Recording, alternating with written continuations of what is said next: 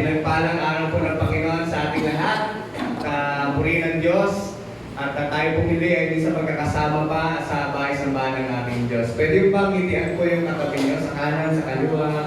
Sige, lingunin nyo, kawayan nyo. Pwede naman magkawayan, ano?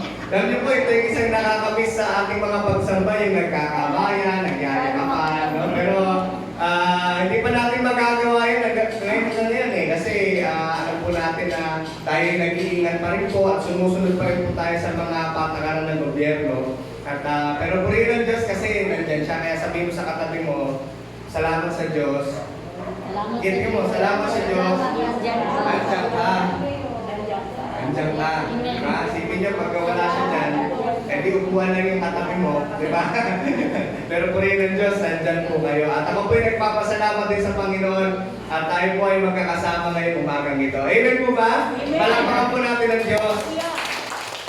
Napakasarap po pakinggan yung mga totoo, kaninang testimony ko, no, na kung paano po pikilos ang Diyos sa ating mga buhay. Alam ko marami pang gusto magpatotoo sa atin, pero dahil limited lang yung ating time, ay ilan lang yung bibigyan namin ng pagkakataon na magsalita. Pero alam ko po lahat sa atin. Kaya po kayo narito ngayong umagang ito kasi meron pong ginagawa Diyos sa buhay ng bawat isa. Amen. At alam po, namamangha po tayo sa pagkilos ng ating Diyos sa araw-araw at tunay na hindi natin mabilang yung mga pagpapala na dumarating sa atin dahil yun nga po, nakaka-overwhelm pagka tayo nagtitiwala sa Panginoon dahil sinasagot ng Diyos yung ating mga panalangin and then yung resulta nun, maiyak ka na lang eh, di ba? Kapag tinanggap natin yung katutunan sa mga panalangin po natin. At may mga, minsan naman, Panginoon, yung mga plano natin, di ba? Dinadirect tayo ng Panginoon, so minsan may mga part na medyo masakit, pero hindi yan doon ang mangyayari pa rin yung kalooban ng Diyos sa buhay natin. Amen? Ganyan po kasarap magtiwala sa ating Panginoon. Bago po ako magpatuloy, nais ko lang din pong ipagkanyaya mamayang hapon sa mga ministers po natin. Meron po tayong gawain mamayang hapon, alas 2. Ito po ay ang ating ministers forum. Ito po ay kung saan makakasama din po natin yung iba pang mga ministers po natin sa Talanay at saka sa Sabate para nang sa ganun ay makapag-recharge naman tayo kasi medyo matagal-tagal na rin tayong hindi nakakapag-usap-usap, lalong-lalo na tayo ay ginagamit ng Panginoon para sa kanyang gawain. So mamaya po yun na alas 2 ng hapon. Okay po? So ayan. Nagpapasalamat po ako sa Panginoon sapagkat binigyan po ako ng pagkakataon ng ating pastor para ipahayag muli ang salita ng Diyos. At ako nga po ay nabigyan ng pagkakataon para makadalo sa gawain na ito ng PCEC o Philippine Council of Evangelical Churches na kung saan ang tinalakay po dyan ay yung patungkol sa disciple making. Okay po? At dahil po doon, si Pastor Boyet ay sabi niya po sa akin, nung nalaman niya na tayo ay nakadalo sa gawain ito, ay maaari ko bang ibahagi yung mga natutunan ko po ng mga pagpapala na sa gawain ito. At hindi naman po ako nagkatubiling magsabi kay Pastor na sige po, sige po Pastor. Kasi kung saan po tayo magagamit ng Panginoon, doon po tayo. So sa umaga pong ito, yan po ang ating mapagsasalo-saluhan na salita ng Panginoon. Though hindi pa rin po tayo aalis sa ating pinaka-main na theme. Yan. Ano nga po yung ating tema ngayong pong buwan ng July? Go and sin no more. Yan po ay hango sa aklat ng Juan, no? John chapter 8 ay pinangaral ng aking may bahay noong unang linggo. Na sabi ng Panginoong Hesus dun sa babae na nahuli sa pangangalo niya, di ba? Sabi ng Panginoong Hesus sa kanya, and Jesus said, neither do I condemn you, go, and from now on, sin no more. Dalawang salita po na bibigyan po natin ng ano po dyan, makikita po natin ng ibabaw na statement ng ating Panginoong Hesus ay yung salita una, yung go. Umayo ka. At anong pangalawang utos ng Panginoon sa kanya? Huwag ka na magkasalang muli. Tinalaki din po ni Pastor Arthur last Sunday kahit wala po kami dito last Sunday, pinanood ko yung preaching ni Pastor Arthur, yung nakaganda po sa online eh. Pwede mong balikan yung mensahe, no? So, yung binanggit ni Pastor Art patungkol sa buhay naman ni Apostle Paul kung paano yung biyaya ng Diyos, di ba? Ay naranasan din ni Apostle Pablo sa kanyang buhay. At ganoon nga po tayo mga mananampalataya. Once na nakakilala po tayo sa ating buhay na Diyos, no? Once na nakilala na natin si Jesus bilang ating Lord and Savior, once na ma-encounter natin yung biyaya ng Diyos. Ano pong ano yan? Ano pong mangyayari sa atin? You will go and sin no more. Hindi mo na nanaisip pag bumalik ulit sa dati. Ang nanaisip mo na ay sumunod sa kalooban ng Panginoon. Amen po? Kaya sabihin mo sa katabi mo, ikaw yun. Ikaw yun. Ha? Tayo yun. Na tayo po ay sumusunod sa kalooban ng ating Panginoon. Kaya, nung tinignan ko po yan, paano ko kaya sabi ko i-connect sa disciple making yung ating tema ngayon na buwan na ito. Kaya sabi ko, nakita mo yung word na go, di ba? Kung paano sinabi ng Panginoong Jesus sa babaeng ito, na nahuli sa pagkakasala, at alam ng Panginoon kasi na tayo ay nagkakasala di ba? Pero kaya nga siya pumarito para tayo pakawalan sa ating pagkakasala kapag tayo ay lumapit. No? Tayo ay lumapit sa ating Panginoon. Kaya nga po sinabi ng aklat ng Mateo, no? Matthew chapter 28, kung may Bible po kayo, ay please open it with me. Matthew chapter 28, verse 18 to 20. At maaari ko po bang hilingan ng bawat isa na tumayo? Ay kung natin tumayo, sige po. Ating pong babasahin ang salita ng Diyos. So, maging ito, at ang panalangin natin ay makapag-aral tayo ng salita ng Diyos sa may pananabik. Ano po? At may excitement po sa ating mga puso as we study these words of God. Matthew chapter 28, verse 18 hanggang 20. Tapos, lagyan nyo rin po ng ipit yan. Pupunta rin tayo sa Matthew chapter 16, verse 18. At kung wala naman po kayong Bible, narito naman po sa ating screen ang mga talata natin babasahin. Lahat po nang nariyan na sa talata na yan, magsabi ng Amen. Amen. Amen. Sige po, basahin po natin ng sabay-sabay. Simula po, verse 18, babasahin ko po yung nasa ating slide. And Jesus came and said to them, all authority in heaven and on earth has been given to me. Si Jesus po ang nagwibika.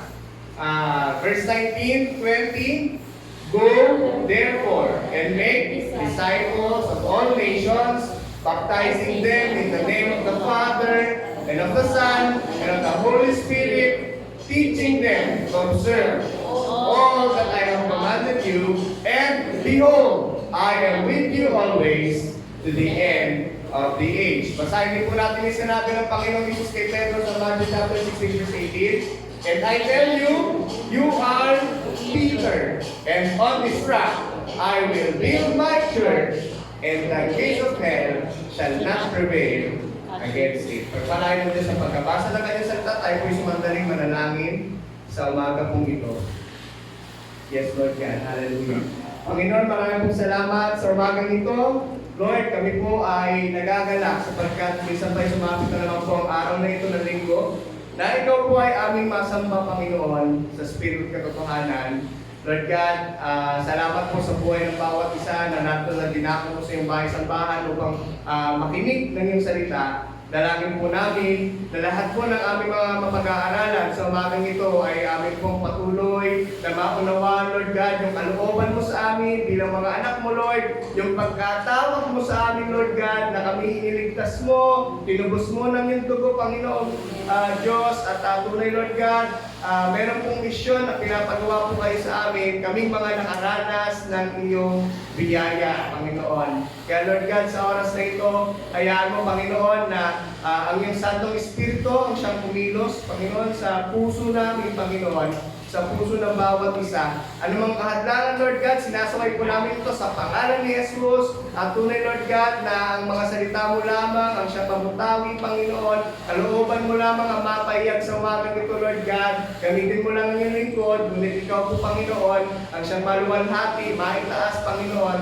sa aming kalagitnaan. Tulungan mo po kami sa lahat ng aming gagawin pag-aaral sa umagang ito, pagkat kinikilala po namin, Lord God, tunay, kung kami himalay sa inyo, tunay, Panginoon, na wala po kaming magagawa. Kaya Lord, we depend on you sa aming pag-aaral na ito. Samahan mo kami at maluwalhati ka sa aming mga buhay. Kung panalangin namin sa pangalan ng Ama, ng Anak at ng Espiritu Santo. Amen. Amen. Palakpakan po natin ang Panginoon. Nakagaw po na po tayong lahat, mga kapatid.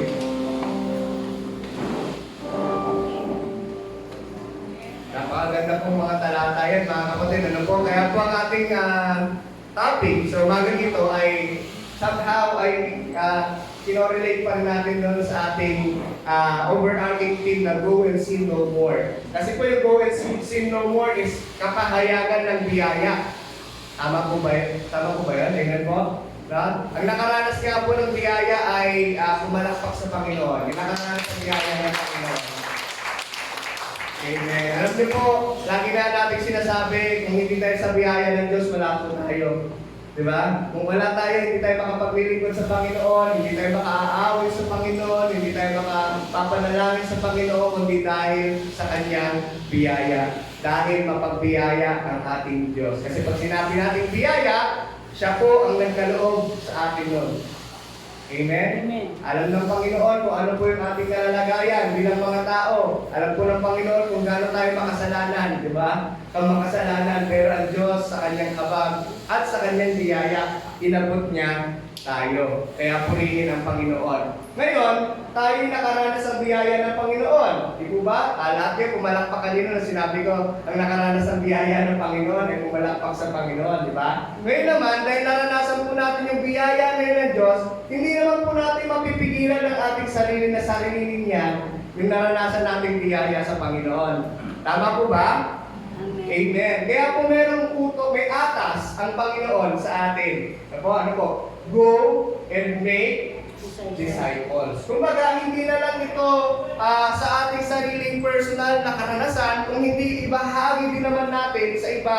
Meron po tayong misyon, no? Bilang nakakilala sa Panginoon, na ibahagi naman sa iba yung salita ng Diyos. At yun po ang pinakakabuuan ng aking nadaluhan po na PCEC National Assembly. No po, na tayo po ay umayo hanggat, ito nga po yung sabi doon na tumindig sa akin, balay ko na sinabi doon, hanggat may isang kaluluwa sa Pilipinas na hindi pa nakakilala kay Jesus, di tayo titigil. Amen ba yan? Amen. At dapat po tayo maging kabahagi doon. Di ba? Dapat po tayo maging bahagi doon. Ang tanong, paano po, Pastor? Kaya po sa umagang ito, ang ating pag-aaralan, Grace in Action, Make Disciples. Sabi mo sa katabi mo, Make Disciples. Yan. Alam po natin, madali lang siya sa salita. Diba? Madaling sabihin na gumawa ka ng iyong disipulo, pero sa totoo lang, hindi po madali. Diba? Kaya po sa umagang ito, ayaw po natin na sa liwanag ng salita ng Diyos at sa biyaya ng Panginoon, magawa po natin kung ano po yung nais ng Panginoon na gawin po natin, lalo na yung paghayop. Yung paghahayo po. So sa umagang po ito, yan po yung pinaka po natin, yung paggawa ng to make disciples. Una, to be a disciple, tayo mismo, sa sarili natin, personal, maging disipulo tayo ng Panginoong Yesus. Then eventually, kapag naunawaan natin ang mga bagay na ito, we make disciples. Kumbaga, we multiply ourselves as a follower of Christ. Amen po? Para mas maunawaan lang po natin at bahagya ito, meron lang po kay Papa ipa-flash na video. Ano po? Sige po. I-on po yun.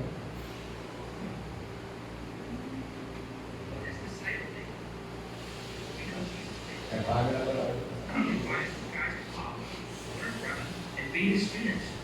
That's the essence of being a disciple. A student or learner following someone else in order to grow spiritually. So how exactly does this happen today? What's the process? Let's say a friend introduces us to Jesus and we decide to become his disciple. The Bible explains that we're rebirthed. In John 3, Jesus states, no one will enter the kingdom of God unless he's born again. Rebirth leads to infancy. As spiritual infants, we see Jesus primarily as our Savior. We're receptive to his power and very much needed to actually start growing. Eventually, we grow into childhood where we begin to view Jesus as teacher. We acknowledge that we, as his students, can actually use what he said and live a God-honoring life.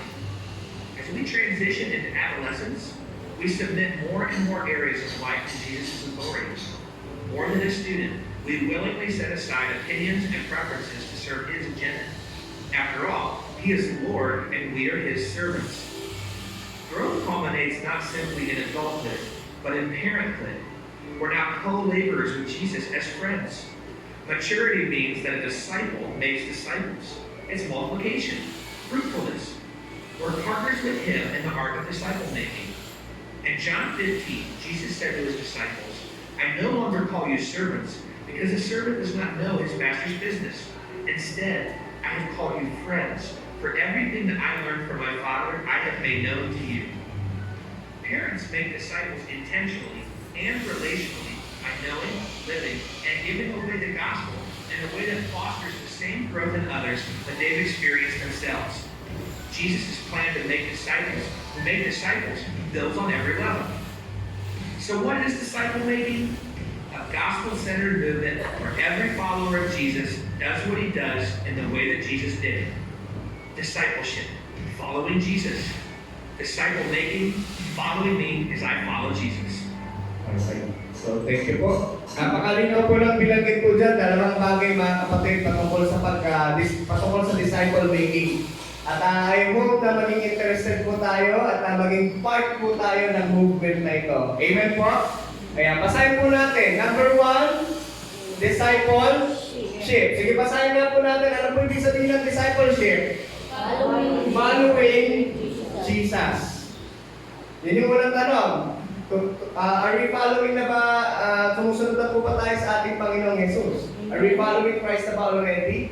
Or meron pang mga bagay na, sumusunod naman ako, pero bagya lang, unti-unti lang, di ba? May mga bagay na ayaw pang ipasok sakop sa Panginoon. No? That's one thing, discipleship. Pangalawa po, mas mabigat, disciple making. Bakit po? Following me as I follow Jesus. Kumbaga sa disciple making, meron nang nakatingin sa atin. Diba? Gayahin mo ko kagaya ng pagsunod ko kay Jesus. Abay, hindi ko madali po yun. Isabihin tayo po ang living representation ng ating Panginoong Jesucristo. Hindi po tayo mga perfecto mga kapatid. Diba? Alam po natin na di ba yung pinag-aaralan nga po natin sa The Wednesday Church? May promote ko lang din. Ayan. Yung The Wednesday Church po natin, pinag-aaralan po natin yung ating tripartite being. Tama po ba? Ano po? Body, soul, and spirit. Nung nakakilala po tayo sa Panginoon, nagkaroon po ng bagong buhay yung ating spirito, yung kanilang pinapaliwanag sa video. Naalala ko ng birthday ni Sister Janet, tinanong siya ni Pastor kung ilang taon ka na. Diba? Physical, tinanong siya ni Pastor, ilang taon ka na. Kasabihin ko po ba, Sir Janet? Ayan. Sige, wag na lang po. At tinanong din siya ni Pastor, pangalawang tanong ni Pastor Boyd sa kanya ay, ilang taon ka naman ng mananampalataya? Ilang taon ka na tumanggap kay Jesus Christ? Tayo po ba, kung tatanungin ko po sa oras na ito, ilang taon ka nang sumusunod kay Jesus? Ilang taon na po tayong disciple ni Jesus? Sige nga po, pag-isipan nyo na, huwag ko na sabihin kasi mahalata tayo. Yan. Ilang taon na ako sumusunod kay Jesus? Balikan po ninyo.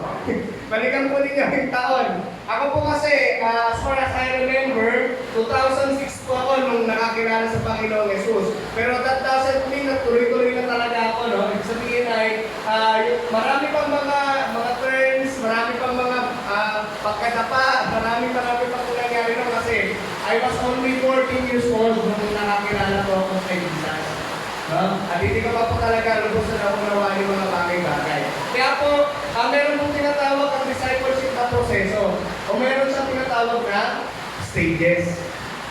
Okay po? Hindi sabay-sabay. Kumbaga meron pong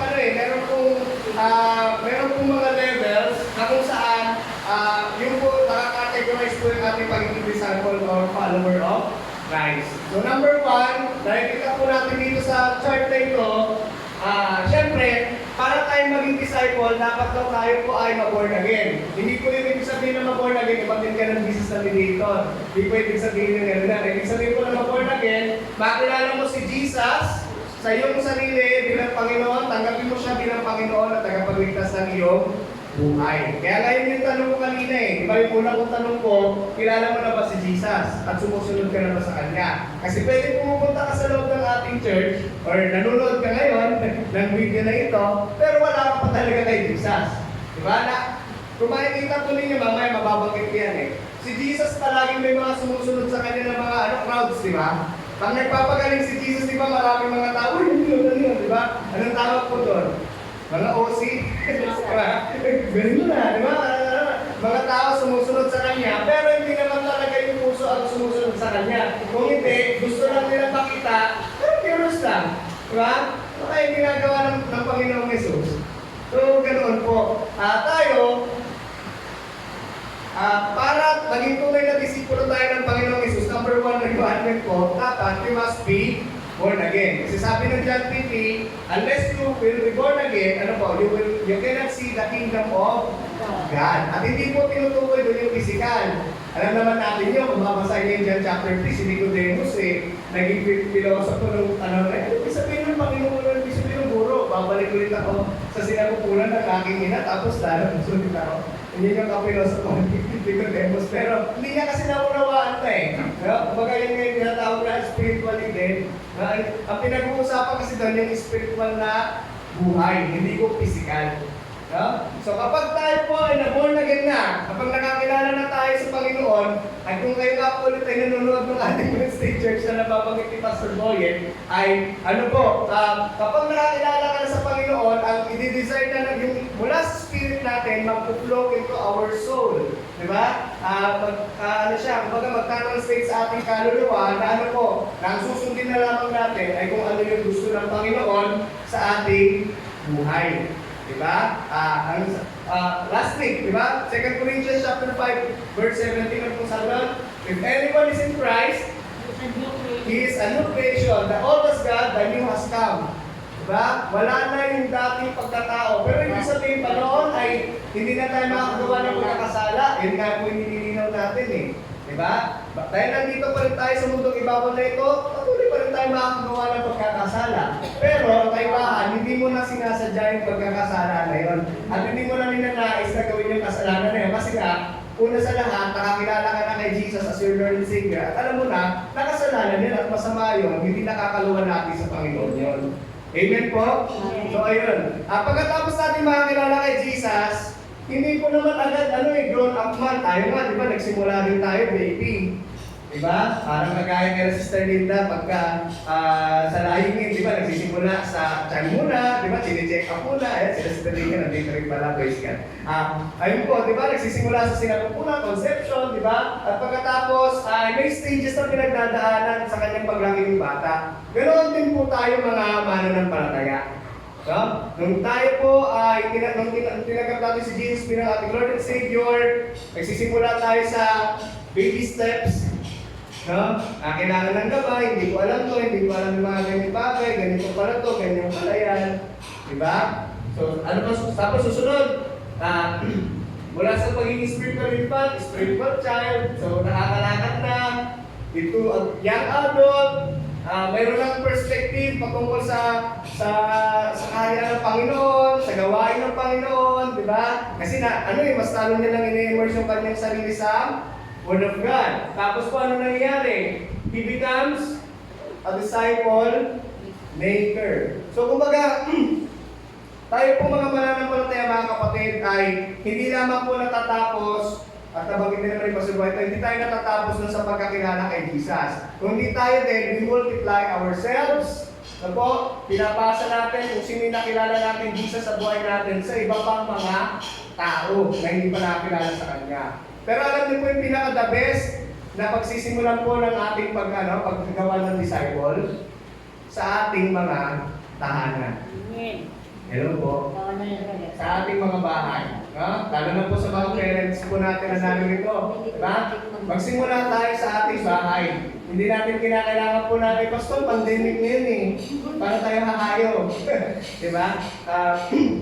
Alam nyo, sabi nga ni Steve Urel, sa kanyang message, sabi niya, the pandemic is a wake-up call for the church to balance their time of ministry and devote more empowering disciples to make disciples. Dapat empower muna yung mga disciple for them to make their own disciple. Salamat po mga kapatid sa inyong panalangin sa aming mag-asawa na nakaraang linggo. Kung nakita niyo po yung aking post sa Facebook, kami po ay nabigyan ng pagkakataon para magsalita po doon sa anniversary ng isang church po, Christian Church sa Eastwood, sa San Isidro po. At purihin po ang Diyos kasi alam niyo kung ilang taon yung church po na yun mga kapatid? 1 year. 1 year. Ilan taon na po tayo naka-lockdown? 1 year, mahigit. So, ibig sabihin, nagsimula po yung gawain ng Panginoon doon noong lockdown. At ako yung tangan-tangan talaga. May nahimagaan. Sabi ko, Pastor, paano po nangyari yun? Di ba tayo? Nag-online nga tayo eh. Di ba? Nag-iingat tayo sa COVID eh. Pero sila doon, nakapagpasimula ng gawain sa lockdown. Yung pala, ang ginawa nila, yung mga kapitbahayan, yung mga, yung sa kabilang bahay, yung sa kabilang bahay, doon nagsimula. At tinuturuan nila yon regularly, at nakita po namin yung gawain doon, hindi pa naman siya ganun talaga na ganito na agad, malaki, pero matutuwa po kayo mga kapatid, may mga kabataan, sila yung tumutugtog, nag-minister, pagkatapos, may mga adults din po na siya gumagabay sa mga kabataan. Nakakatuwa po. Ano pong ibig sabihin ko po? Hindi po hadlang yung pandemya para tayo ay makagawa ng ating disciple. Kumbaga hindi natin may pursue yung ating disciple-making program. Pero ito po yung challenge sa atin mga kapatid. Ang challenge po sa atin, sabi nga you cannot give what you don't have. Diba? Hindi natin kaya ipasa kung hindi pa talaga tayo ganun ka-immerse. Sa, kumbaga, patungkol sa pangangaluluwa, ang tawag po dito making disciples. Nung pagtingin ko nga po doon, parang bumalik po sa akin lahat nung ako po'y nagpapasimula sa gawain ng Panginoon, kasi sabi ko, ako din ay nagpasimula sa maliit lang po na church, siguro sa ganito lang ito lang yan, na bahagi ng church. At pag naiisip ko po, Lord, gusto ko pwede niyo po ba ibalik yun? Kaya lalo na po siguro tayo, naurawa po ako ng matatagal na mga mananampalataya dito. Parang yung design natin, Lord, yung nagagawa ko noon, pwede bang gawin niyo po ulit sa akin ngayon? Kasi iba na po yung sitwasyon Di ba? Iba na yung sitwasyon doon, iba na yung sitwasyon ngayon. Ang katotohanan po mga kapatid, ang gagamitin ng Panginoon para tayo ay makagawa ng marami pang disciples para kay Jesus ay kung ano yung ibinigay na sa atin ngayon ng Panginoon. Nasang tayo ngayon. Ano yung situation natin? Hindi natin kinakailangan na disciple making, dapat magpastor ka para makapag-disciple, makagawa ka na ng disciple. Okay, maging minister ka, hindi po. Kasi sa ating own personal way, ay maaari po tayo na makapagbahagi ng kabutihan ng Diyos. Amen po? Amen. The pandemic is a wake up call. Wake up call for the church. Na wag hindi sabi ni Pastor Steve Durrell ng Every Nation, sabi niya, ay dapat mas i-focus natin. Minsan kasi nakakalimutan natin, gawa ng mga programs. Maganda yun, di ba? We make programs, pero nakakalimutan natin na tayo, ang pinaka-number 1 dapat na priority din natin, yung ating personal na relationship sa ating Panginoong Jesucristo. Okay? So, pakibasa po itong una natin point. Lord. Ayan. Number 1, ano po yung muna natin punto? Discipleship equals following Jesus. Tanungin ko po kayo mga kapatid, madali po bang sumunod sa Panginoon? Yan, may gumagano. Siguro sabi niya, Pastor, medyo yung tanong mo malawak. I-contextualize natin. Sige po, tignan po natin. Bigyan ko po kayo ng talata. Kung saan po niyo yung Bible niyo, kung meron po kayo. Matthew chapter 8, verse 18 to 22. Yan. Sige po. Matthew chapter 8, verse 18 to 19. Ito sabi, nang makita ni Jesus ang napakaraming tao, alam niyo na pa, ganda ng talata niya yung Matthew chapter 8 Nang makita ni Jesus ang napakaraming tao sa kanyang paligid, inutusan niya ang mga, tagasunod niya, na tumawid sa kabila ng lawa. Okay?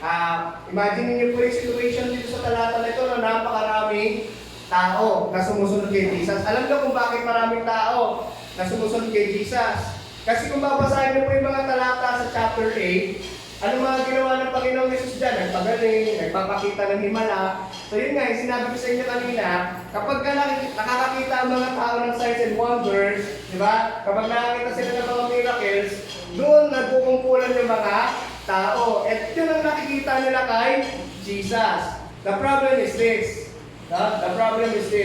They were following Jesus, pero not by heart. No? Wala sa puso. Sumusunod lang sila sa Panginoon kasi namamanghalan sila sa ginagawa ng Panginoon. Pero wala talaga yung repentant heart. No? Wala talaga yung puso na Lord, ipapasama ko kung ano man ang meron ako. Kaya may nagtanong, no? Verse 19. May tagapagturo ng kautusan na lumapit sa kanya at sinabi, Guro! Kanya, Guro, teacher, susunod po ako sa inyo kahit saan. Wow! Maganda po ba yan? Magandang statement na, Guro, susunod po ako sa inyo kahit saan. Lord, di ba? Pero ano sabi na ni Lord sa kanya? Sabi ni Jesus. Pero sinagot siya ni Jesus, may mga lungga ang mga asong gubat at may mga pugad ang mga ibon. Ngunit ako na anak ng tao ay walang sariling tahanan na mapagpahingahan. Kung mapapasin, bakit naman ano kinalaman naman ng asong gubat dun sa tanong ng tao? Ang sabi ng tao ay gusto niyang sumunod gusto niya lang naman sumunod. Bakit hindi naman sinabi agad ni Jesus na, sige, halika, sumusunod sa akin, sige, halika, sumama ka sa akin. Bakit po ito yung naging sagot ng ating Panginoong Yesus? Alam niyo po kung bakit, mga kapatid? Kasi sinasabi ng Panginoong Yesus, kapag ka sumunod ka sa Kanya, marami kang mga bagay na isasakripisyo alang-alang sa Kanyang pangalan. That's a true cause of following Christ. May mga bagay kang, may mga gusto ka na hindi mo na gagawin.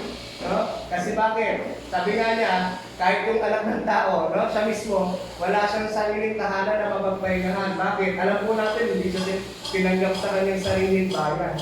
At tayo ganoon din, di ba? Madali ko lang sabihin na, sige, mga luluwa tayo, pamilya muna umpisahan natin. Pero sa totoo lang, napakahirap po sa pamilya na nasimulan. Bakit po? Kasi kilala nyo na yung isa't isa eh. Amen? Di ba? Pagkamulat ang mata mo, kita ka naman, ano naman ang kalat na naman? Di ba? Ano ba naman yan? Hindi mo naman iligpit yung higaan mo. Di ba? Hindi ka naman nabukas sa pinggan. Di ba sinabi ko siya magsahin ka na? Kaya kayo yung araw-araw na nagkikita. Ano na ngayon nag-pandemic? Kasi nag-lockdown. Di yung mga bata hindi pumapasok sa school. O sinong lagi na utusan? Yung mga bata, di ba? Ang daming utos, di ba? So kayo yung nagkakapangitaan sa bahay. Pero it's a challenge mga kapatid. No? It's a challenge. Kasi minsan ginagamit ng kaaway yung pagkakataon para makapasok siya, i-divide yung hearts ng mga magpapamilya. Pero ang Panginoong Yesus, yung po yung nais niya unahin natin, yung ating pamilya. Babalikan po natin yung talata. Ngunit ako na anak ng tao ay walang sariling tahanan na mapagpahingahan. So yun yung sagot nila sa unang tao na nagtanong sa kanya, Panginoon, gusto ko sumunod sa iyo. At ang sabi niya, yan nga po. Pangalawa, meron naman nagtanong. Isa pa doon sa mga sumusunod sa kanya. Panginoon, sabi niya, pauwiin po muna ninyo ako para maipalibing ko ang aking ama. Ito, namatayan. Diba? Pero gusto niya sumunod sa Panginoon. Sabi naman ni Jesus, sumunod ka sa akin at ipaubaya mo sa mga patay ang paglilibig ng kanilang patay. Ito na naman. Siguro magtataka po kayo sagot-sagot. Grabe naman si Jesus, wala ba siyang puso? Diba? Namatayan na nga. Tapos papahayaan na lang, napatay yung libing ng kapwa, patay yung kanyang patay. Pero kung titignan po natin yung context ulit po ng talata, bakit po sinabi ni Jesus na ilibing yung patay ng patay yung kanyang paubahin mo sa mga patay yung paglilibing ng kanyang patay? Bakit po sinabi ni Jesus yun? Kasi maaaring kung puso nung lalaki ko na ito na nagtatanong kay Jesus, hindi naman talaga, kumbaga gusto niya sumunod sa Panginoong Yesus, pero hindi lahat-lahat sa Kanya. Maaaring hinahabol niya yung kayamanan ng kanyang amang namatay, kaya kumbaga gusto niya munang ayusin yung paglilibing ng kanyang ama bago siya sumunod sa... Alam niyo yun, may mga bagay na gustong gawin muna bago sumunod sa Panginoon. Pero teka lang muna, sabi ng Panginoong Yesus, kung gusto mo talaga sumunod sa akin, wala nang pero. Amen? Sunod na. Diba? Kapag sinabi ng Panginoong Yesus, kung sinabi mo kay Jesus na Lord, susunod ako, edi sumunod ka na. Wala nang teka, pero susunod ako si Lord, pero muna ako. Kailangan kilala muna ako sa buong mundo. Sikat na sikat ako. Kailangan marami muna akong subscribers bago ako sumunod sa iyo. Kung YouTuber o kung TikToker. di ba? marami muna akong viewers, Lord, bago ako sumunod sa iyo. O kaya naman, Lord, susunod ako sa iyo, kailangan mapatayo ko lang muna ito, tapos susunod na ako sa iyo. Ayaw na, Lord, ng gano'n. Una ang Lord, sabi niya, kung gusto mo sumunod, nauna. Nauna. Amen? Sabi mo sa katabi mo, nauna. Sumunod ka na. Kasi yan ang gusto ng Panginoon sa atin. No? Ano pong ibig sabihin ng pagsunod sa Panginoon? Faith. Huh? Faith. Ano ibig sabihin ng faith? Forsaking all, I trust Him. Repeat ko natin. Faith. No? Forsaking all, I trust Him. Napakarami na po natin mga kapatid na mga kwento na narinig ng pagsunod sa Panginoon na inalimutan nila yung mga pangarap nila, mga ambisyon nila para malugod ang Panginoon sa kanilang buhay. Example ko na sa inyo, yung buhay nila Pastor Boy at Sister B, di ba, na laging binabahagi sa atin dito. Di ba? Na kung tutusin, si Pastor Boy, kinakwento sa amin pag nag-meeting kami, he wants to be the general manager, di ba? Kumbaga, ang ganda ang ganda. Siyempre para sa pamilya, di ba? Para sa pangarap. Pero nung tinawag siya ng Panginoon para gawin yung kanyang kalooban, no? I-forsake. Ano ba yung mga bagay na yun? Yung mga i-pursue. Yung mga bagay na yun, no? Kinalimutan lahat, no? Yung mga bagay na mararangyan na yun para ano po, sundin yung kalooban ng Diyos sa kanyang buhay. At maraming mga kapatid tayo rin sa umagang ito, ganoon din, no? May mga decision tayo na alam natin, ipopromote ka eh. Maganda yung offer, kaso nga lang kompromiso ka. Diba? Makukompromiso yung pananampalataya mo at pagsunod mo kay Jesus. So ano gagawin mo? Ay, sige, gawin ko na lang muna to, tapos saka na lang ako sunod kay Jesus. Total si Jesus nandiyan lang naman. Hindi ko ganun. No? Kapag sinabi natin susunod ako, ibigay ko ang lahat. Ang lahat. At kapag pinag-aaralan ko din itong talata na ito, ako din, personally mga kapatid, sabi ko, Lord, dami-dami namin pangarap. Pero pinangarap ba namin talaga na malugod ka ng buong buo sa buhay namin? Hindi ko po sinasabi mga kapatid, don't get me wrong. Hindi ko po sinasabi mga kapatid na gusto ng Panginoon na ganito na lang. Kumbaga hindi ka na sumagana. Yun nga gusto ng Panginoon sa atin, maging managana tayo sa buhay natin. Okay? Gusto ng Panginoon, maging matagumpay tayo, kaya na tayo nagagalak kung may mga kapatiran tayo na na nagpapatotoo, na pinagpala ng Panginoon ng ganito, ng ganyan. Diba? Praise God, hallelujah. Pero, kapag yung pagpapala naman na yun, nabigay sa'yo na hindi naman, kumbaga hindi align yung puso natin sa plano ng Diyos, sa kalooban ng Diyos. Siguro naman po nakukuha niyo po yung ibig ko sabihin, no? Ano po sino ba talaga yung sinusunod mo in the first place sa buhay mo? Naalala ko po ako, personally, no? Nung ako po ay, siyempre galing po ako sa walang family na maayos, broken family. Nung ako po ay nagpapasyang mag-aral para sa kolehiyo, ang gusto ko talaga mag-IT. Gusto ko mag-IT. Bakit? Sabi nila yung IT in demand. Maraming pera. Pupunta ka sa magagantong kumpanya, malalaki, ganyan-ganyan. So, talagang ako naman, kahit na mananampalataya na ako at alam ko, somehow, may tawag sa akin ng Lord, magpastor ka. Ayoko, walang pera sa pastor. Ayoko talaga. No? So, IT ako, information technology ako, Lord, hindi information theology. Technology, hindi theology, ayoko. Yung kakaayaw ko, tignan niyo po kung sino yung nasa harapan nyo ngayon. Amen?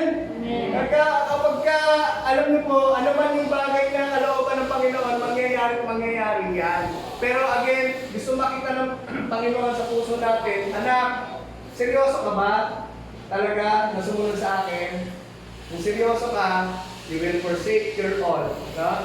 Hindi ibig sabihin na kakalimutan ay ipagwawalang bahala na. Kung hindi, yung puso natin po, mga kapatid. No? Na lahat ng ginagawa natin, lahat ng actions natin, lahat ng decisions natin, ano po, ini-align natin sa kagustuhan ng Panginoon na mangyari sa buhay natin. No? So, ganun po ang pagsunod sa Panginoon. Kaya sabi ko nga po sa inyo, hindi po siya madali. Kasi, sarili mo kalaban mo, Diba? Sarili mo. Sa totoo po yun, sarili mo yung kalaban mo. Nandiyan yung prestige, yung power, yung glory. Mapupunta sa iyo lahat ng yan. Kalimutan mo na si Jesus. Magyari na. Diba? May problema na tayo. So mga kapatid, pakalimiin po natin yun. No? Sabi nga ni Billy Graham, to be a disciple of Jesus means to learn from Him, to follow Him, pero ang warning, the cost may be high. No? Maaaring mabigat. No? Maaaring mabigat yung ano po, maging cost sa atin ng ating pagsunod sa Panginoon. Pero you know what, mga kapatid, walang pagsisisi sa pagsunod sa Panginoon. Amen. Hallelujah. Wala pong kalugihan ang sumunod sa kalooban ng ating Panginoon. Sasabihin ko po yan sa inyo. Wala pa akong nakita anak ng Diyos na hindi kumain ng 3 beses sa isang araw. Amen? Diba? Talagang the Lord provides everything that we need. At kung dumaan man tayo sa pinakamabigat na bahagi ng ating buhay, ano sabi ng Panginoon dun sa Matthew chapter 28, verse 19 to 20? I will be with you always. May kasama ka. Diba? Kapag nahihirapan ka, hindi ka rin nag-iisa, meron kang kasama. Nandyan si Jesus. Amen. Yan. Amen. Sabi ni Andrew Murray, do believe that when He takes charge of you in Christ, it is possible for God to make you a man of absolute surrender. Kasi minsan may tanong tayo, kaya ko ba? No? Sabi ni Andrew Murray, kaya ng Diyos yun. God is able to maintain that. He is able to let you rise from bed every morning of the week with that blessed thought, directly or indirectly, I am in God's charge. My God is working out of my life for me. Amen? Ibig sabihin lang po niya, ang Panginoon may ginagawa sa buhay natin araw. Amen. Kaya hindi pa tapos ang Diyos sa buhay natin. Sabihin mo sa katabi mo yun, hindi pa tapos si Lord sa'yo. Hindi pa tapos si Lord sa iyo. Hindi pa tapos. Marami pang chapter. Marami pang chapter na bubuksan ng Lord sa buhay natin. Ano man, regardless kung ilang taon na po tayo ngayon. Diba? Ang Diyos, maraming pang sorpresa. Hanggang tanto pa tayo, may hininga. Buhay pa. Diba? Marami pang may layunin ng Diyos sa buhay po na. Amen? Palakpakan po natin ang Panginoon. Yan. Yung kanina ay discipleship, following Christ. No? The cost of following Christ, pinakita po natin kanina, ano po ang kalakip ng ating pagsunod kay Kristo. Marami tayong mga bagay na dapat na gawin. No? So I want you to reflect on that. Secondly, kapag talagang sumusunod na tayo sa Panginoon, yun nga po, we will have this growing desire, a burden, to what? To share the gospel. Na ibahagi. Kaya natutuwa po ako kapag alam niyo po yung kayo po nag-aanyaya. Ngayon kasi medyo ang hirap mag-aanyaya po ngayon no? Ng mga kaibigan, katrabaho, kapamilya, sa church. Pero natutuwa din po ako kapag sinishare nyo rin yung ating mga live sa Facebook, diba? Sa YouTube. So may mga alternative po Bakit po? Kasi ibig sabihin, nandun yung desire na Lord, yung naranasan kong biyaya mo, kabutihan mo, pagmamahal mo, ayaw ko sarilinin. Gusto kong ipasa. Diba? Gusto kong ibigay sa iba. Kagaya na sinabi ni Apostle Paul sa 1 Corinthians 11:1, tularan ninyo ako, gaya ng alin?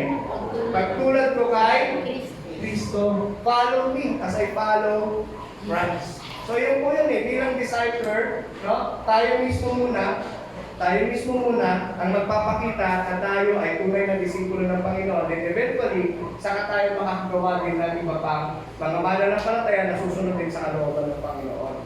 Sabi po dun sa verse 20, hindi lamang po ang atas sa atin ay go, therefore, hindi lang humayo, at gumawa ng mga disipulo, make disciples, sa pangalan, at bautismuhan sila sa pangalan ng Ama, ng Anak, at ng Espiritu Santo. Mabigat po yung verse 20, ano pong sabi dyan? Teaching them, to observe them, at to observe all that I have commanded you. So hindi lang po natatapos sa all.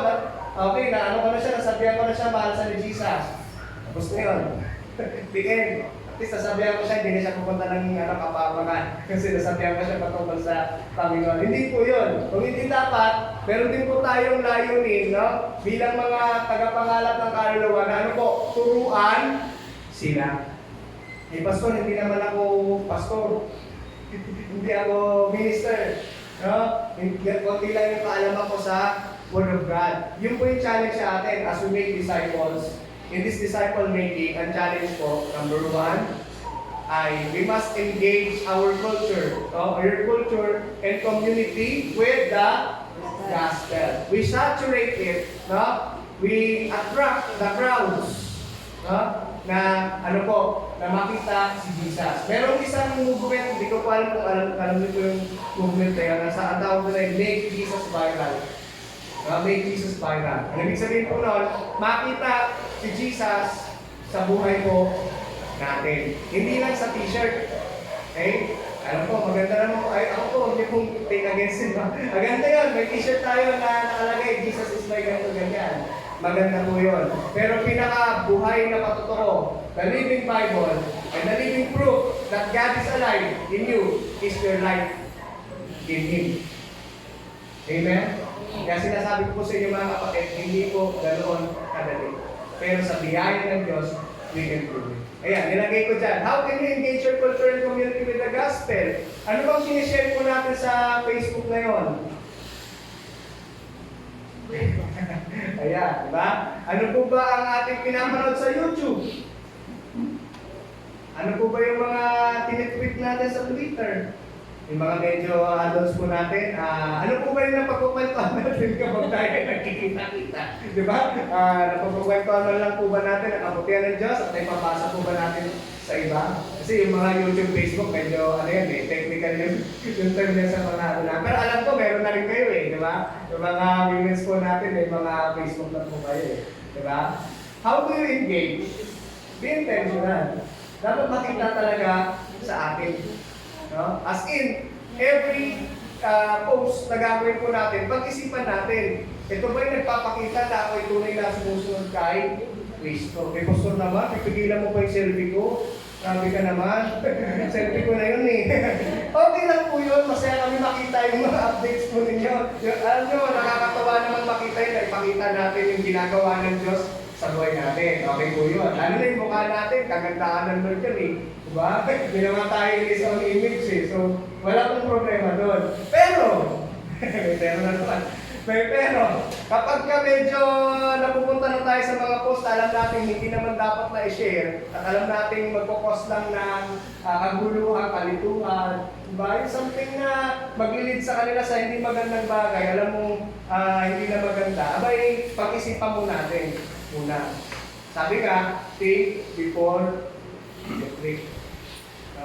That is how, in our own little ways, our own little ways, we engage our culture and community with the gospel. We attract them to follow Christ. And ano po yan, again, hihingi ka sa Diyos ng kanyang biyaya para magawa po natin. Yan. Again, ulitin natin. Following Christ, our disciple making is follow me as I follow Jesus. Let others see Jesus. Hindi po yan ipapakita ng mundong ito. Hindi po yan ipapakita ng mundong ito. Nakikita naman na po natin, di ba? Kaya nasasabi natin na malapit na dumating ang Panginoon. Bakit? Kasi nakikita po natin yung mga lumalabas sa social media kung ano-ano. Kung ano-ano mga bagay. Tayo po mga mananampalataya, sinasabi ng follower of Christ ka, then let us follow Him. Sa lahat ng ginagawa natin, makita si Jesus sa atin. Amen? Amen. Pangalawa, for others to see Jesus in you, you must be established in the biblical foundations. Or, kumbaga, malalim yung ugat natin sa salita ng Diyos. Ayan. May Bible po tayo. Alam niyo, natuwa ako nung last time na nag-check ako ng Bible app. Sino po sa inyo may Bible app? Yeah, praise God po. Yung Bible app po ay yung naka-install po yun sa loob ng ano po, cellphone.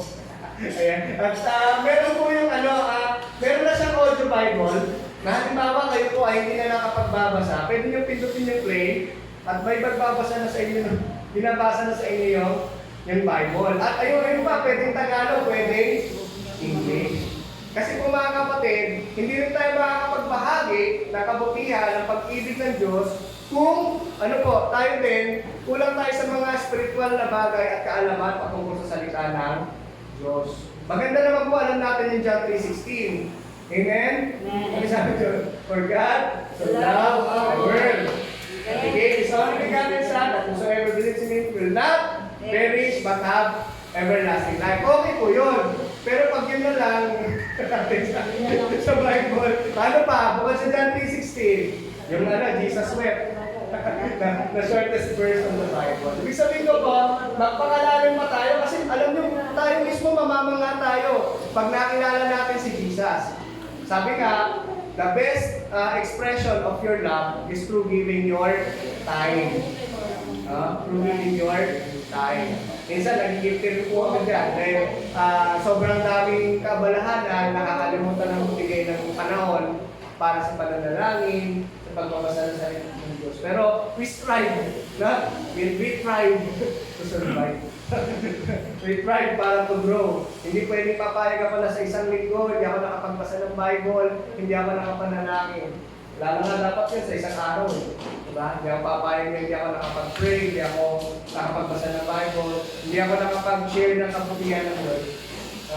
So ayun, binalagay pa lang ko din yung radio na 702. Kung alam niyo po yun, magandang pakinggan yan. Alam niyo po kung bakit? Umagat ang aling gabi, wala na po silang ibang ginawa kundi ipasok yung salita ng Diyos sa lahat ng ginagawa. Kahit pagpabalita nila, kahit na ibang mga segments, they always integrate God's word. So, napakaganda po mga kapatid.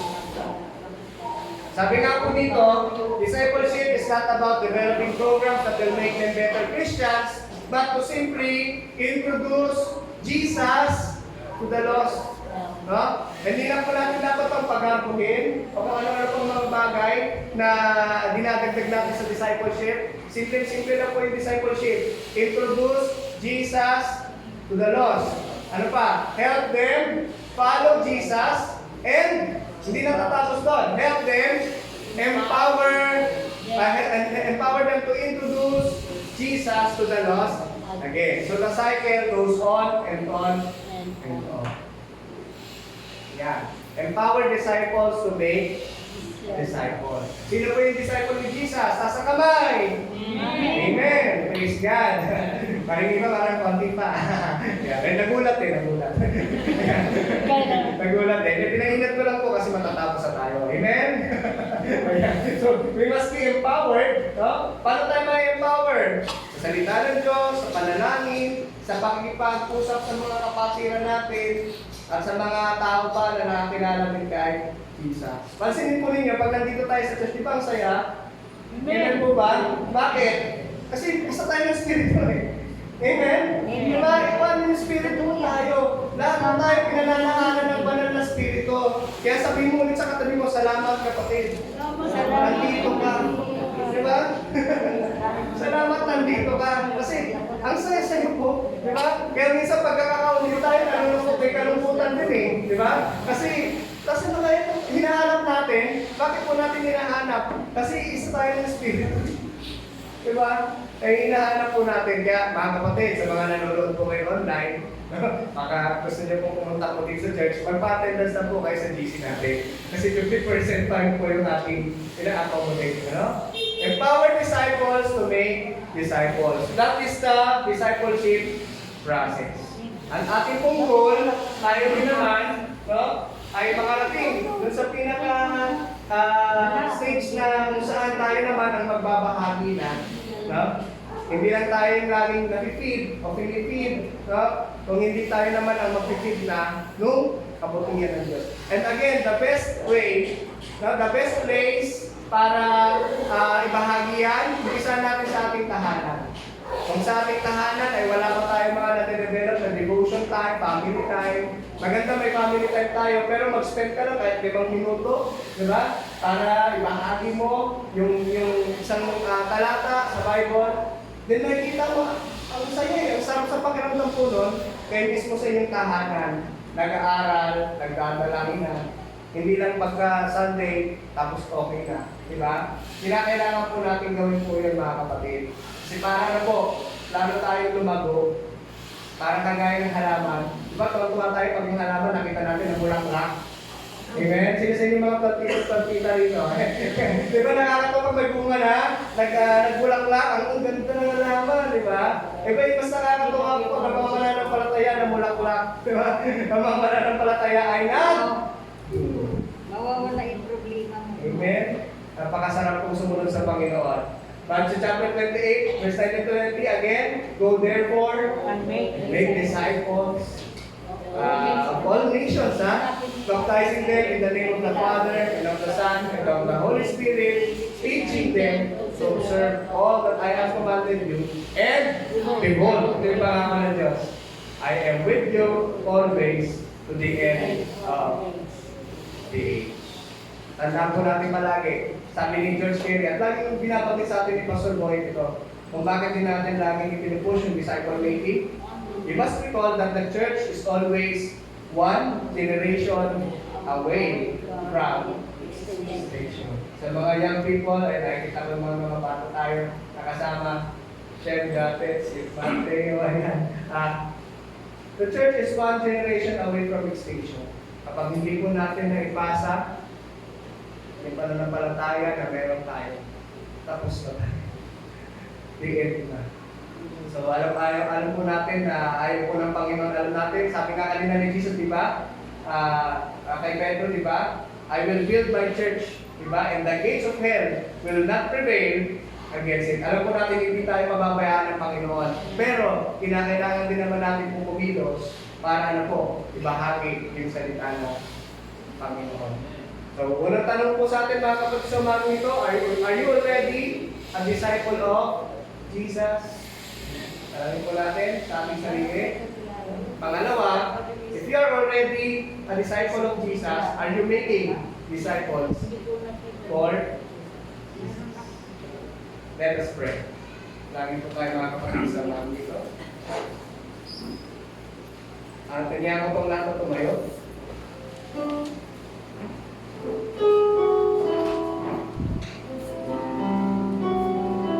Mga kapatid, truly, we are living in a very challenging generation. Ang panahon po natin yan, God is calling us to stand firm in our faith, and hindi lang we stand firm in our faith, kundi ibahagi din natin yung pananampalataya na meron tayo. Ipasa natin, we pass the baton that we have to others, for them also to follow Christ. Yung Jesus, si Jesus na nagligtas sa iyo, sa akin. No? Si Jesus na nagpakita ng kanyang walang hanggang kahabagan at biyaya sa atin. Si Jesus na nagbibigay sa atin ng kapahingahan, ng kapayapaan, ng mga pagpapala. Yan ang nais natin ibahagi sa marami pang mga tao na hindi pa nakakilala kay Kristo. Sabi nga, hanggang may isang kaluluwa na naliligaw, hanggang may isang kaluluwa pa na hindi nakakilala kay Jesus, hindi tayo titigil. Hindi tayo titigil.